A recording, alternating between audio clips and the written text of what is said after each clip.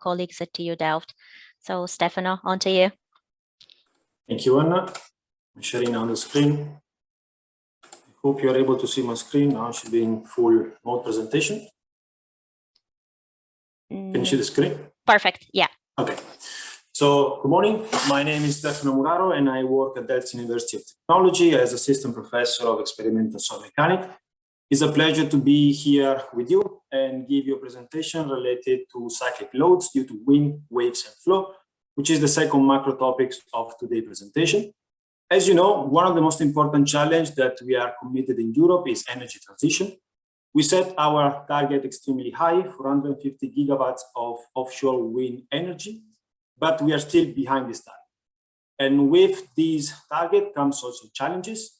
The challenges are related both on the installation process of these offshore wind turbines, but at the same time, we have challenges related to the life condition of this infrastructure.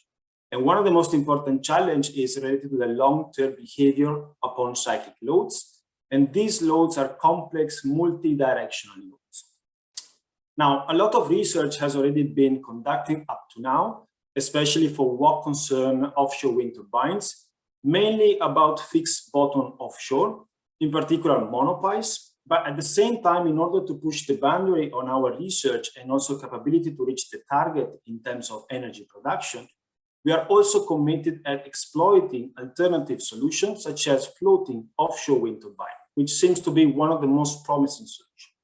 Now, no matter from which perspective you are looking at the problem, traditional or innovative solution, here we are dealing with a complex hydro-mechanical coupled process. Because we have interaction of loads that are typically cycling, like wind, waves, and current, the structure, in particular the superstructure and the foundation, but at the same time the soil. And with this complex, let's say, scenario, physical modeling is one of the most promising tools, not only to advance our understanding, but especially to design, propose, and test innovative solutions. And this is why here I would like to guide you briefly to some of the existing facilities within the Geolab consortium that allows you to push the boundary of your research in this direction towards cyclic. On the left-hand side, you see the smallest centrifuge available within the consortium, which is the geotechnical centrifuge at Delft University of Technology. Small, but extremely versatile. At the same time, you can increase, let's say, the dimension of your application. And for example, we have the centrifuge here at Delft, the brand new centrifuge, and also the centrifuge at the Eiffel in France. But even more importantly, you can also go towards the large-scale 1G test, which is the very nice pile foundation test pit available in the Technical University of Darmstadt in Germany. Now, just a brief key spots on each of these infrastructure in order for you to get familiar with the infrastructure and get a sort of feeling what this infrastructure can be useful for you to push the boundary of your research. The first infrastructure is the Delft University of Technology geocentrifuge. We have a 2D loading system on the left-hand side. We have a vertical actuation system capable to apply force up to 3 kilonewton, but also a lateral actuation system which can apply force up to 200 Newton at 2 Hertz, both in displacement and load control mode. We can simulate installation processes such as jacking, in-winch in place, and impact driving, therefore handling. On the right-hand side, you see an example of application. You see the miniature pile, the monopile, fully instrumented with strain gauges. And typically the application that this centrifuge has been working during the last year is monopiles offshore foundation, anchors foundation, and pipelines. At the same time, so if you want to increase the size of your problem, the capacity of your research, you can apply for the new geotechnical centrifuge in Delft. As you can see, it's a centrifuge which has a lateral actuation mechanism up to 5 kilonewton at 2 Hertz, therefore static and dynamic, and which serves for both displacement and load control mode. The installation at the moment is winch in place. You can already appreciate on the right-hand side the difference in the application that this centrifuge can access compared to the one in Delft, in the Technical University of Delft. You see this small miniature pile, which is the pile that we have been testing at the University of Delft. But on the left-hand side, you see the comparison of the bigger pile that is basically currently tested within the centrifuge at Delft.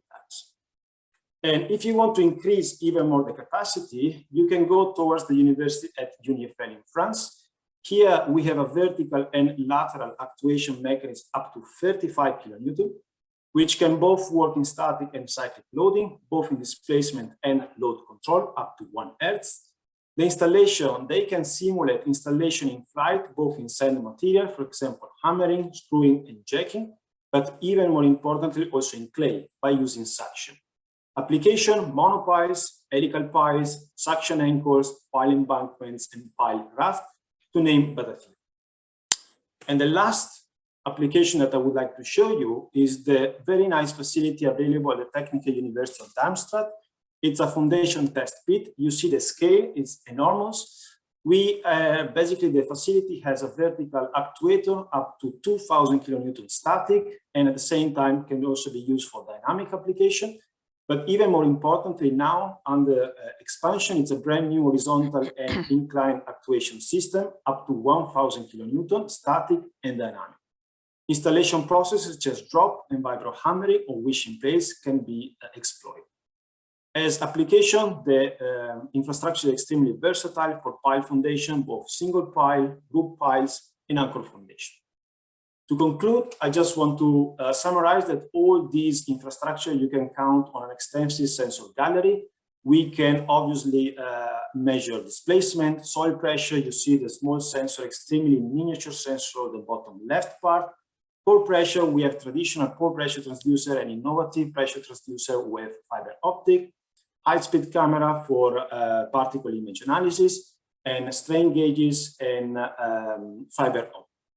With this, I want to thank you for your attention, and in the name of all the people here listed, we are looking forward to receive your application and welcome you here for the second round of translational access. With this, I give the floor to the next presenter. Thank you.